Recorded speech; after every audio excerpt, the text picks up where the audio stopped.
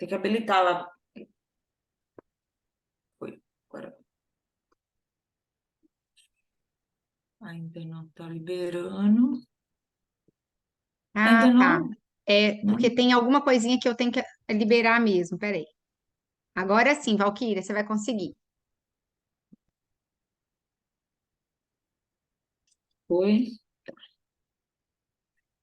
Tá.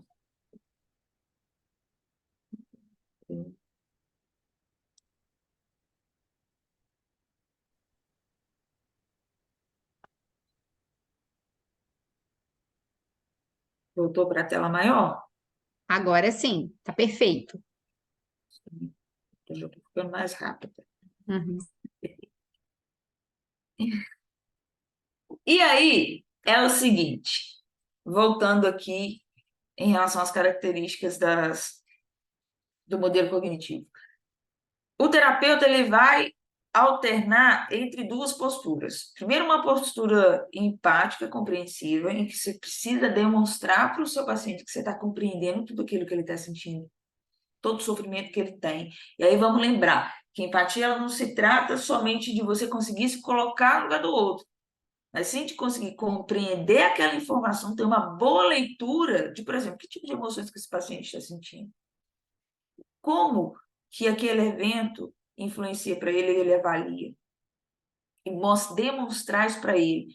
Quando a gente está no consultório, a gente demonstra isso, mas no online a gente tem que tomar muito mais cuidado, porque ele está vendo a gente só daqui para cima. Então, você tem que mostrar ainda mais, através de expressões, verbalmente falando, que você está mostrando, que você está compreendendo o que essa pessoa está falando, a informação que ela está te trazendo. E depois, a gente vai ter uma postura mais de condução, mais diretiva para esse paciente, porque às vezes ele vai chegar e vai falar de um monte de coisa, vai se perder. É o papel do terapeuta trazer ele para o centro. Porque quem nunca, e aí quem nunca que não foi para o consultório ainda, mas às vezes o paciente chega e começa a falar de coisas completamente diferentes que eles estão entrando no processo de evitação, ali mesmo dentro da sessão, e a gente precisa voltar e conduzi-lo. É como se o paciente ele estivesse ali dentro de um labirinto, bem no centro de um labirinto, e você tivesse uma visão privilegiada de um drone, em que você consegue enxergar os caminhos que esse paciente precisa passar. Só que você não vai estar lá junto com ele.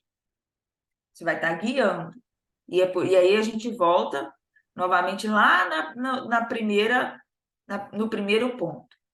Você vai guiar o seu paciente, mas quem vai caminhar e vai buscar a saída desse labirinto é ele. Então, você vai ter uma postura mais diretiva, você vai conduzir, você vai ensinar algumas coisas para eles. E, por fim, para que isso tudo funcione, é necessário uma relação terapêutica muito, muito, muito boa. Então, o primeiro segredo assim, para uma boa relação terapêutica é seja você mesmo dentro do seu consultório. Não me venha com personagem, porque não vai dar certo. Se você tentar montar um personagem, aquilo não vai se sustentar. Então, acho que já deu para perceber que eu não sou muito formal na minha forma de falar e tudo mais. Eu sou assim. Se eu viesse aqui e tentasse fazer a professora toda engessada, eu não iria conseguir, eu não ia passar do terceiro slide. Eu ia começar a ficar ansiosa, eu ia gaguejar, não ia dar certo e ninguém ia gostar. E nem eu. Primeiro que eu não ia gostar, eu já ia desregular logo de cara. E na sessão é a mesma coisa. E assim, as terapias cognitivas, elas dão essa licença poética para a gente poder mostrar um pouquinho do nosso rosto. Não é à toa que eu vou puxar sardinha mesmo, porque é o que eu gosto, é o que eu sempre quis. Então, desde os estágios. Eu acho que foi para você, né, Natália, que eu mandei mensagem. Eu mandei um e-mail Não foi, nem sei mais. Não. Sobre o Tinha uma quê? prof... Bem, eu tava. Você tem quanto tempo você está na Unipac? Tem 3 anos. 3, então não foi você, não. É, 2020. Eu entrei em 2020. 2020. Toda a vida eu quis terapia cognitiva. Já fui ao pensamento, já fui com isso na cabeça. Eu não aguentava, gente. Eu respeito muito a psicanálise, respeito muito, principalmente porque hoje em dia a gente sabe, a terapia do esquema, inclusive, bebe muita água ali. Então a gente sabe da importância. Só que eles não deixam a gente direcionar muito. Aí isso me trava, e você também tem que ficar ali quase que invisível no processo, não podendo mostrar o seu jeito, você tem que ficar ali, mas não funciona para mim. Pode funcionar para outras pessoas, mas para mim não funciona. Então, encontre, independente da linha da hora que vocês forem seguir, encontrem aquelas que você mais se sinta à vontade, que mais faça sentido para você, porque você precisa deixar que a sua particularidade apareça. E que para que isso se sustente, tem que ser verdadeiro. Então, uma boa relação terapêutica parte inicialmente de você, enquanto terapeuta, se aceitar. Então, enquanto você tentar ser igual a Natália, a Valquíria, o fulano, o Beltrano, não vai dar certo. Tem que ser você. E a partir disso, a gente consegue uma aproximação com o paciente. Na terapia do esquema, a gente usa muito a técnica do espelho, que é onde a gente conta algumas coisas da nossa vida, coisas boas, coisas ruins, porque a gente, infelizmente, acontece. Por exemplo, há um tempo atrás eu deprimia aí. Sou gente, igual todo mundo. Aí eu vou esconder que eu passei por um processo depressivo? Não vou. Inclusive, isso gera vínculo. Quando você fala com propriedade, fulano, eu sei que você estava passando, porque eu também passei por isso, a pessoa olha e fica, vê que você, a gente, se conecta. Para que haja conexão, tem que haver troca. Então, para que esse paciente confie em você e faça o que você está sugerindo, você não manda, você sugere. Ele que escolhe se ele vai te obedecer ou não. Ele precisa confiar em você. Então, confiança é a base de tudo, tudo, tudo, tudo, tudo, tudo. Inicialmente, onde a gente precisa focar? Na avaliação. Mas o que tem que vir junto? A boa relação terapêutica. No primeiro momento, você precisa se preocupar com essas duas coisas. E para que esse paciente fique, para que ele se vincule, vocês precisam ter uma boa relação terapêutica. Tô certa, Natália? Eu estou aqui relembrando, porque quando saiu a terceira edição do livro da Judith Beck, né, e ela também mudou muito com relação ao conteúdo, Uhum. né, dando uma flexibilizada e uma humanizada, né, na prática, Sim, eu comprei imediatamente aquele livro do Carl Rogers, Tornar-se Pessoa. Porque não só uhum. por recomendações, né, mas a gente sabe que Carl Rogers foi quem incitou isso dentro da visão beckiana aí, né, de composição da É, teoria. E é incrível a gente ler o Tornar-se Pessoa, que eu acho que é o ponto que você está tocando, né? Da gente se permitir e deixar que o outro conheça, né, esse nosso lado humano, falível, e também um sim, pouco de humor, né? Eu também, eu brinco nas aulas que eu dou às vezes, fazendo graças e tal, mas assim, isso tem a ver com a gente, né? Com o meu jeito de viver. Então, eu acho que você está muito certa de destacar isso para as meninas. É, com toda essa questão também hoje em dia que a gente vive de rede social, a gente tem aí uma autoexposiçãozinha, né, já natural. uhum, sim. E aí eu fiquei pensando muito nisso tudo que você está trazendo, foi muito bacana. O que acontece, né? Inicialmente, eles precisavam. Antes, até a forma de desenvolver as teorias era muito metódica, porque o Beck, ele sai, por exemplo, ele era psicanalista, ele sai daquela coisa do muito abstrato e ele quer trazer o negócio para o concreto.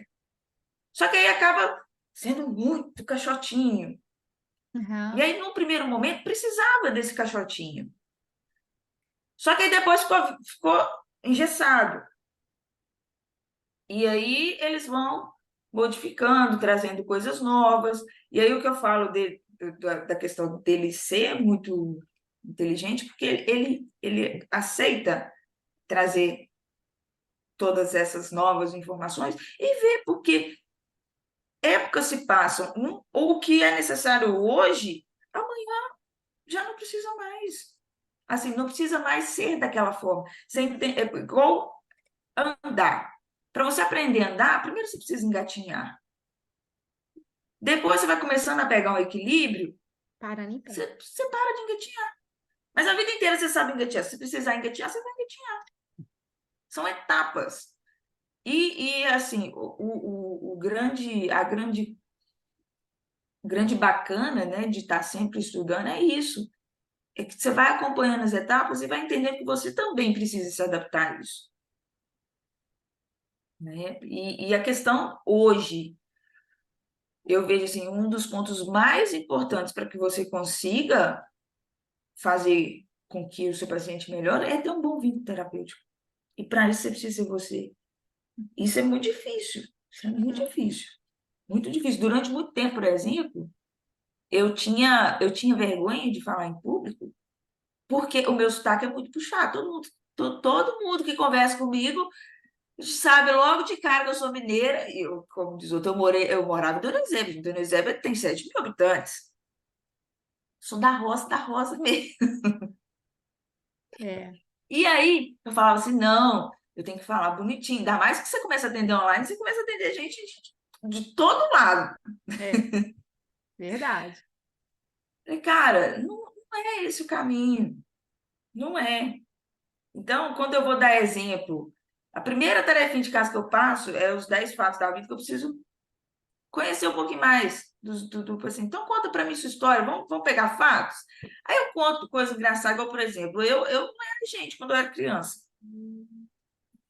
Na minha rua tinha umas 10, 15 crianças, assim, mais ou menos da mesma faixa etária, e a gente brincava na rua. Eu era tão santa que eu já tomei uma pedrada na cabeça, pra você ter uma noção.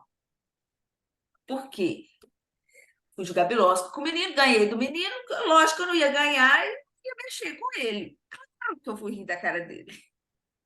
O menino ficou bravo, pô, pedra na minha cabeça, fiz um escândalo, saiu sangue, não sei o quê, buscaram a minha mãe lá no trabalho dela na escola, na hora que chegaram, nem ponto deu, tá? Eu fiz o maior escândalo do planeta. Então, por exemplo, isso é um tipo de coisa que eu falo na sessão. Quem você Tem é, né? gente, ué, eu vou falar mentira. Quem, quem gostar, vai ficar comigo. Quem não gostar, infelizmente, não é o perfil. Nem todos os pacientes vão bater com você. São perfis de Uhum. pessoas. Então, é isso que a gente precisa entender no primeiro momento. Próximo. Então, o que a gente tem como objetivo, assim, superficial, falando assim, ó, do geral, do geralzão. Primeiro, uma reestruturação cognitiva e emocional. Então, para que a mudança aconteça de fato, precisa acontecer em conjunto. E aí você vai trabalhar tudo de reestruturação com o seu paciente, que eu não vou entrar em detalhes aqui, porque é muita coisa. A gente precisa ajudar o nosso paciente e desenvolver, no primeiro momento, soluções para essas mudanças no comportamento. Então, além de fazer um processo de reestruturação, a gente vai traçar algumas estratégias para que esse paciente consiga colocar, vamos dizer assim, o plano em ação. E a partir do momento em que a gente vai conseguindo que essas duas coisas caminhem, eu melhoro o senso de autoeficácia do meu paciente para que ele fique cada vez mais confiante. E a partir dessa confiança, ele vai conseguindo dar passos mais adiante, até que um dia você dá um tapinha nas costas e manda ele caminhar sozinho. É, só queria um Bom, parênteses, só queria falar um parênteses, que eu não aguento ficar sem falar. Pode falar. Eu sou orientadora profissional desde 2021, mas ano passado eu fiz uma formação que a gente verifica a orientação profissional a partir da ótica da teoria social cognitiva. Uhum, Antigamente, a teoria da aprendizagem social de Bandura. E uhum, esse conceito, né, de autoeficácia é o conceito predileto e assim, eu acho que eu não sei quem se aproveitou de quem aí, eu não vou saber falar, né? Se Bandura né, exportou esse conceito ou se na verdade eles trocaram, mas eu acho que a TCC se utiliza muito bem dessa coisa do acreditar no seu poder de uhum. realização, né? Que aí eu acho que é a base da autoeficácia. E eu amo esse Sim. conceito, né? Do jeito que eu sei que tem um monte de gente que adora o conceito de resiliência, tem gente até que Aham. tatua, né? Resiliência e tal. Aqui eu tenho. Ah, então eu vi. Eu estudei resiliência e agora, na minha nova fase, eu amo o conceito de autoeficácia e estou vendo você Autoeficácia. falar sobre isso, que é uma das funções do tratamento, né? Sim.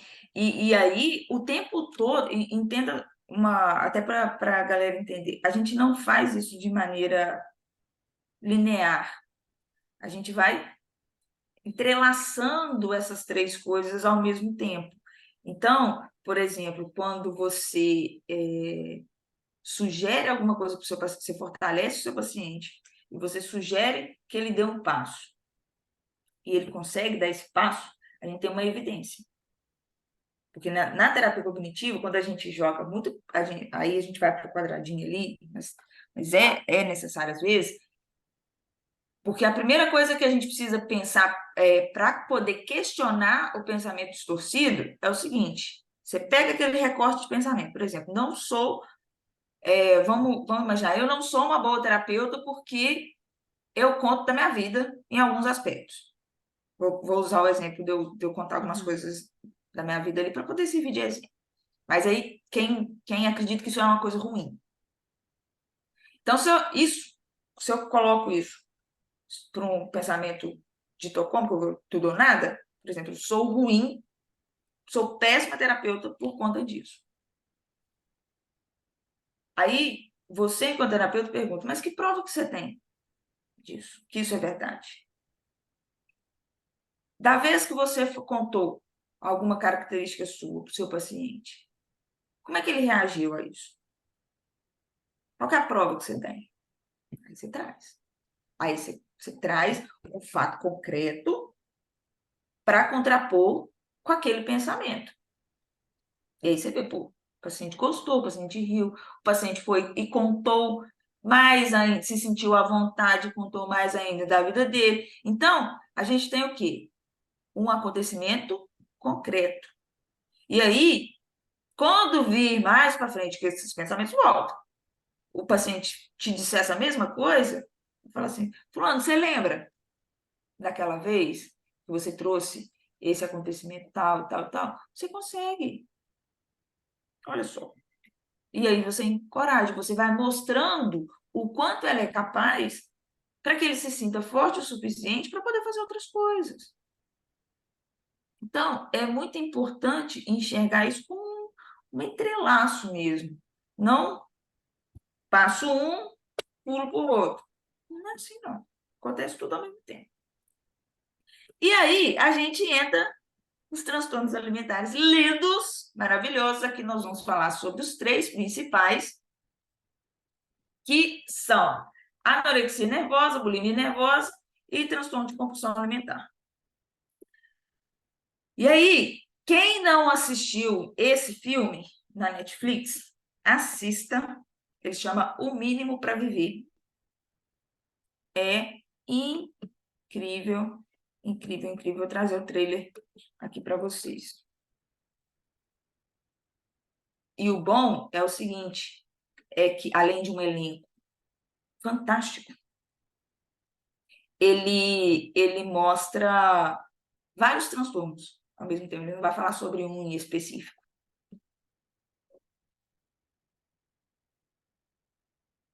Alright, ready? 280 for the pork, 350 for the buttered noodles, 150 for the roll, and 75 for butter. It's like 50 calories. That's not breakfast. Neither is coffee.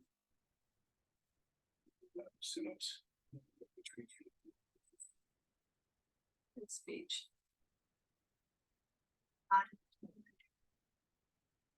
Funny. In the cave.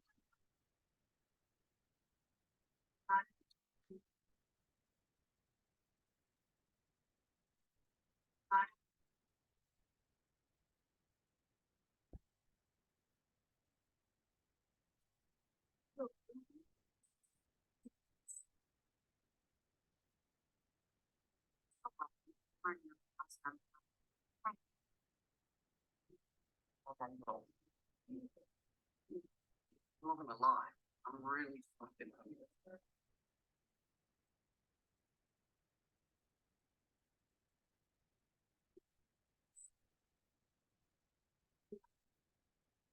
I like it too.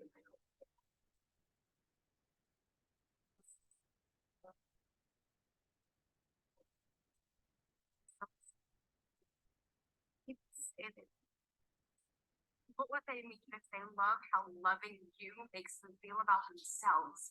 I don't even know where to start with that. There's all kinds of wrong.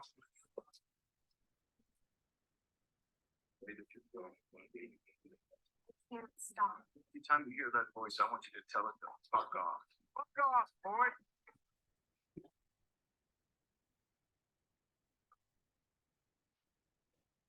For a lot.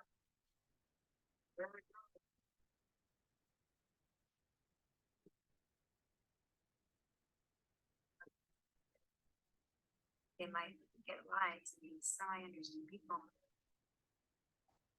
Say something. I did say semi.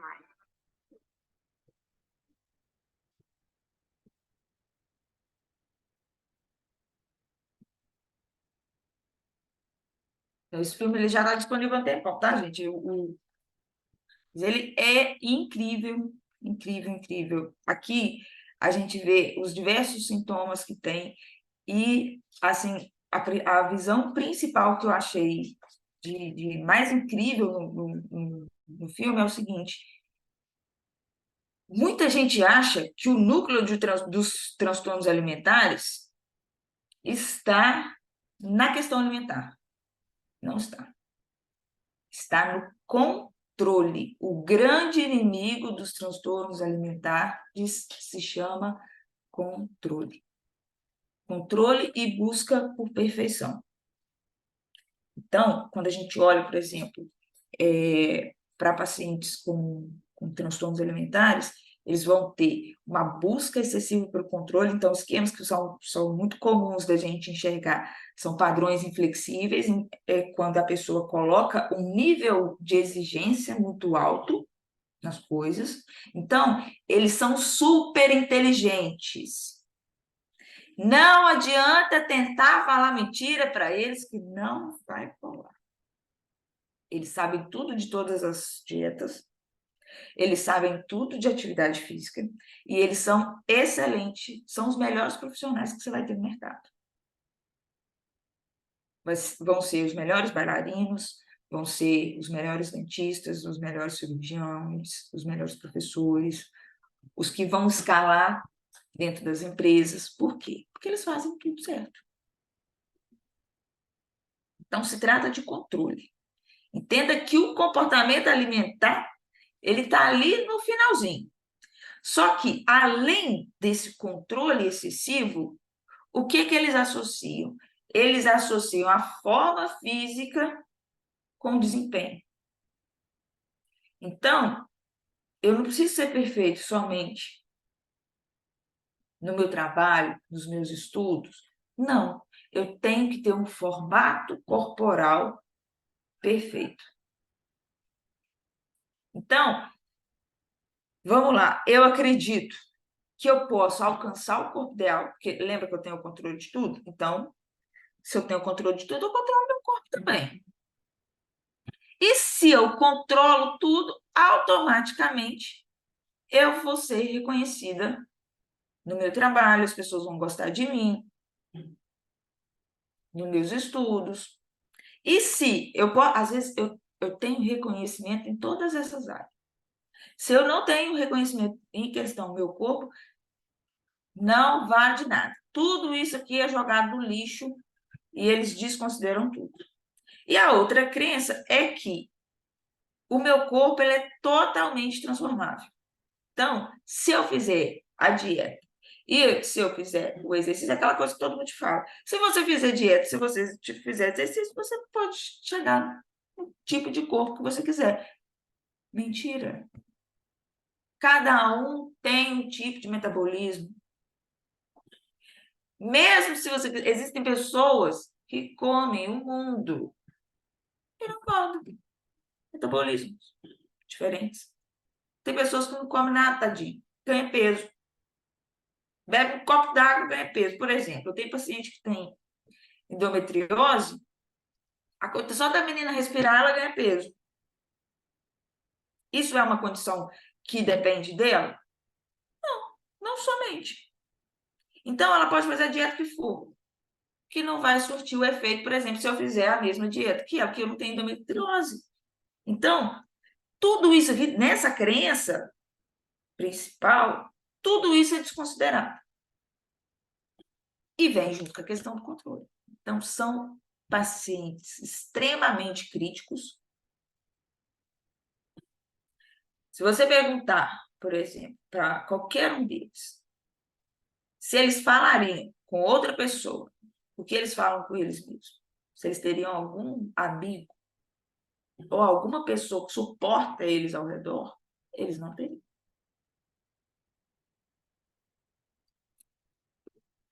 E aí, eu trouxe algumas. Lembra que eu falei dos 14 tipos de distorções, categorias de distorções cognitivas? Eu trouxe algumas mais. Ah, lá, ó. Em pacientes com transtorno alimentar. Pensamento de Estocolmo, que é o tudo ou nada. Então, é aquele pensamento onde eu coloco as coisas em duas categorias que são extremamente diferentes uma da outra. E eu desconsidero todo o meio. Então, se você não faz 100% do que você se propôs, você joga no lixo todos os outros 99% e se considera o zero. Esse é o pensamento de Estocolmo. Então, ou eu faço, vou dar um exemplo, ou eu faço a dieta corretamente, ou eu chuto o balde. E a gente sabe que é isso extremo, que é impossível de se manter. Então, a gente precisa trabalhar o quê? A flexibilização desse pensamento. Tem também o pensamento mágico. Onde que o pensamento mágico mora aqui? Nos transtornos alimentares. Por exemplo, vamos pegar o paciente que é bulímico, que ele come, e aí ele tem um comportamento de purgação, ou ele vai fazer uma atividade física em excesso, ou ele vai, vamos para o extremo, ele vai provocar o vômito. Ele acredita que quando ele provoca o vômito, que ele está conseguindo se livrar daquela caloria. E uma coisa muito engraçada também, muito engraçada não, é muito triste, na verdade. Meus pacientes, eles me falam, Valquíria, quando eu tô, hoje em dia, eu não provoco o vômito mais para me livrar da caloria. Eu provoco o vômito hoje, é como se eu estivesse tirando toda a raiva do meu corpo. Olha o quanto isso é triste de ser ouvido de uma pessoa. E assim, já chegaram pacientes para mim, essa paciente que me falou isso, ela não parava com nada no estômago. Ela estava com um nível tão alto de compulsão e purgação, que até mesmo quando ela não. Aí os comportamentos de purga, gente, eu estou aqui falando. Purga é tudo castigo, é como a ideia de castigo por ter saído da regra. E aí o vômito, mesmo quando ela não tinha comportamento compulsivo, qualquer coisa que ela ingeria, ela provocava vômito. Então, ela vomitava 7 vezes no dia. Pensa, um negócio desse. Pronto. Próximo, que é a personalização. É quando eu atribuo a mim a responsabilidade de tudo que acontece ao meu redor. Então, tudo é culpa minha. Eu desconsidero a responsabilidade das outras pessoas ao meu redor e eu trago isso tudo para mim. Próximo, que é a rotulação. Aqui, esse é meio na cara, é como se eu colocasse um rótulo único e global em mim ou em outras pessoas. Vamos lembrar que eles são muito críticos, então todos os rótulos vão para eles. Então, sou burra, sou feia, gorda, incompetente, e só coisa bonita. Por aí vai.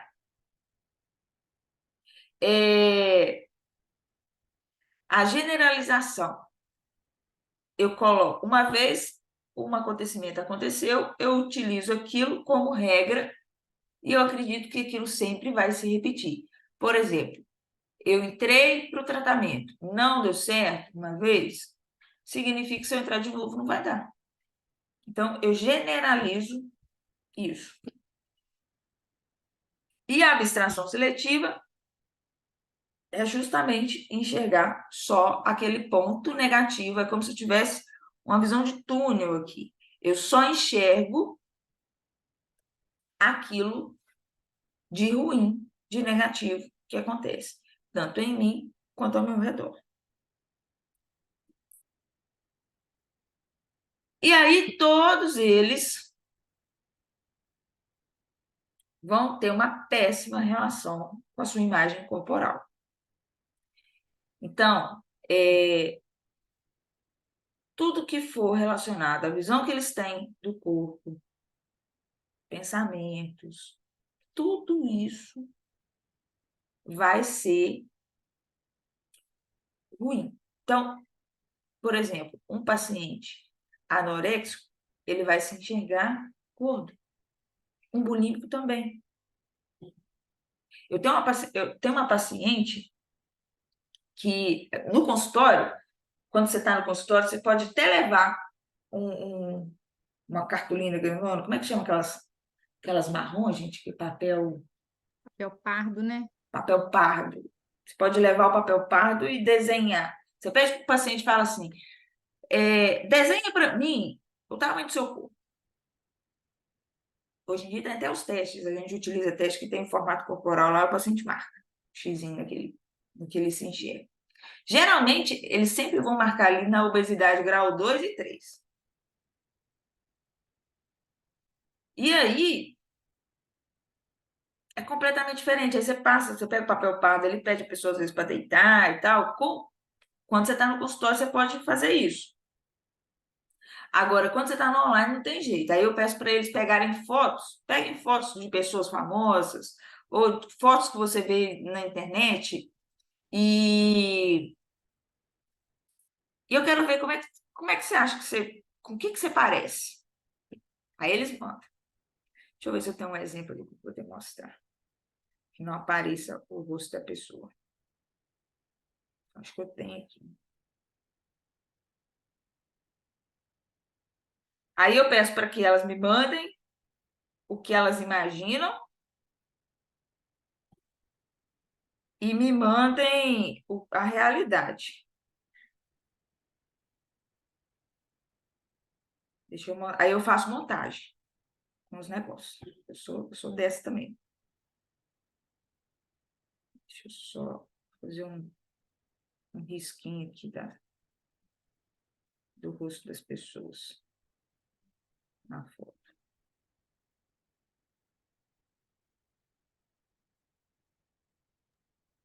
Valquíria, em 4 minutos, esse terceiro link vai acabar e aí a gente conecta no quarto e último, tá? Tá. Deixa eu Se só você... mostrar aqui antes que Isso, não, beleza. Só estou acaba. avisando que eu já fiz o link para a presença dos alunos presentes e já coloquei aqui, mas na É próxima aquele que aula você me mandou, né, o último? mas eu Tá. fiz um formulário eletrônico para os alunos que estão presentes marcarem, né, que estão presentes e eu coloquei aqui no chat, tá bom, gente? Na próxima aula eu coloco novamente. Tá. Aí, olha só, aqui em cima, tá dando para vocês verem? Deixa eu colocar aqui para eu poder ver. Ó, aqui em cima é uma foto que ela pegou na internet, que ela enxerga como se a perna dela fosse assim. Essa paciente minha é bailarina. Uma bailarina com a perna para cima, né? Isso. Tá vendo? Tô. Essa é a perna dela. Extremamente definida. Falei com ela, falei, minha filha, eu queria essa perna para mim. Completamente diferente. Então, existe uma distorção de imagem que é fora do normal. Por exemplo, essa moça, coitada, que foi fazer lá a lipoaspiração no joelho. Essa menina tinha distorção de imagem. Lógico. O que você vai fazer lipoaspiração no seu joelho? Para quê? Por quê? Porque enxerga, gente. Eles enxergam outra coisa. Você vai falar assim, cara, como é possível? É possível. A distorção corporal é gigantesca. E tudo que é olhado no espelho, eles acreditam com essa visão que eles têm. Afinal, é o que eles veem a vida inteira. E aí eles têm uma péssima relação com o seu corpo. Podem estar no melhor momento da vida, você vai falar assim, cara, não tem onde pôr defeito nessa criatura. Pois eles vão enxergar. E aí, eu quero fazer um comentário, porque aconteceu na minha família uma ocasião que uma pessoa conhecida foi fazer uma cirurgia. Não, estava planejando fazer a cirurgia. Aí, uma cirurgia estética abdominal e mamária. Aí ela voltou muito brava da consulta com o médico, porque o médico, eu achei brilhante, assim, ele é muito consciente. Aí ele falou assim, ó, a sua satisfação vai depender, da sua expectativa. Então, eu gravei essa informação que a pessoa me falou, isso deve ter mais de 10. Não, eu estava no primeiro ano de faculdade, tem mais de 15, 20 anos isso. Aí ela falou comigo, olha, ele tá me desanimando, porque depende de mim, do que eu vou ver. Eu falei, é claro, assim, hoje, anos depois, eu penso, né, é, a expectativa muito alta, ela, dependendo do resultado, a pessoa nem fica satisfeita, né, Valquíria? Eu não sei, assim, esse grau de satisfação, o tanto que a pessoa vai se sentir feliz com aquilo que ela fez, tem a ver com essa É? expectativa de, tipo, eu quero ser, nem sei, deixa eu ver, a Sheila Carvalho, né? Uma pessoa assim, toda que vive, né, na questão do corpo e tal. Então é uma expectativa muito alta, talvez impossível até para aquele corpo. E aí a É. satisfação também seria uma Igual, por balizadora, né? exemplo, essa menina que eu mostrei a foto dela. Ela é uma menina de estrutura corporal, ela é alta, ela tem uma tendência muito grande a ganho de massa, então ela é forte, Forte. Uhum. entendeu? Você vê que ela, por exemplo, a perna dela ali,